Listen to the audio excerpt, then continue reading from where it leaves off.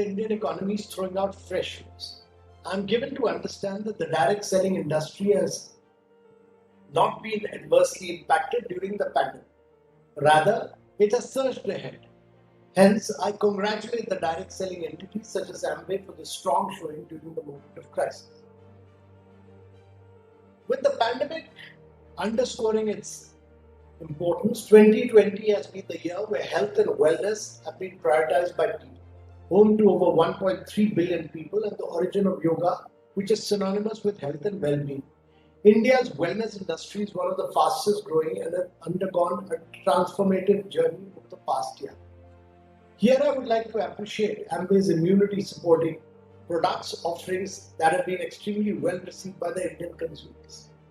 According to FICCI, India's wellness industry is valued at Indian rupee 490 billion. Growing consumer awareness and an increased inclination among citizens to adopt a healthier lifestyle have paved the way for the health and wellness industry to evolve rapidly. As the year ends, there are some trends that will shape the health and wellness sector in 2021. The pandemic has accelerated the demand for doorstep delivery of goods, and this includes medicines and nutrition supplements. And health supplements are now becoming a new go-to option for people to fulfill their nutrition needs while helping them maintain their overall health and wellness. Considering that the global market for nutraceuticals is huge and is estimated at $117 billion, the Indian nutraceutical industry can realize its potential to combat health issues in India amidst COVID-19 second wave and can significantly contribute to India's gross domestic product. I understand a lot of ingredients of Amway's brand Nutralite are being procured directly from the Indian farmers growing organic produce.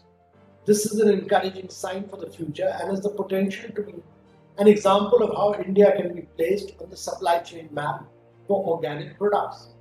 The consumption of potential nutrients and micronutrients like vitamin A, vitamin D, vitamin C, folate, protein, selenium, zinc, etc. has substantially increased to support immunity building. The nutraceutical industry has gained focus as the pharmaceutical industry is among the top 10 industries in India. Besides this, nutraceuticals, functional foods or dietary supplements are becoming increasingly more important to the pharmaceutical sector, both in terms of opportunity and competition. The recent shift in consumerism has resulted in nutraceuticals occupying 67% of the market, which includes both functional food and functional beverage.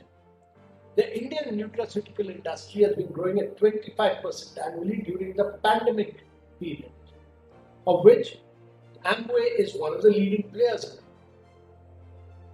With over 60% of Amway direct sellers in India being women, I'm confident that women direct sellers in Amway will be a stellar example of the future of women entrepreneurship in India.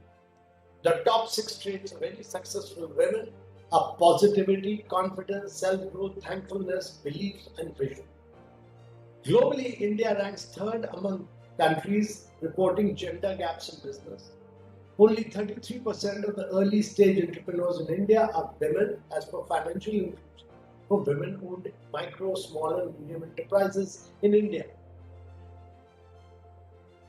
India also ranks 70th among 77 countries covered in the Female Entrepreneurship Index as per the IWWAG report. Women business owners could potentially create 150 to 170 million jobs in India by 2020. Ladies and gentlemen,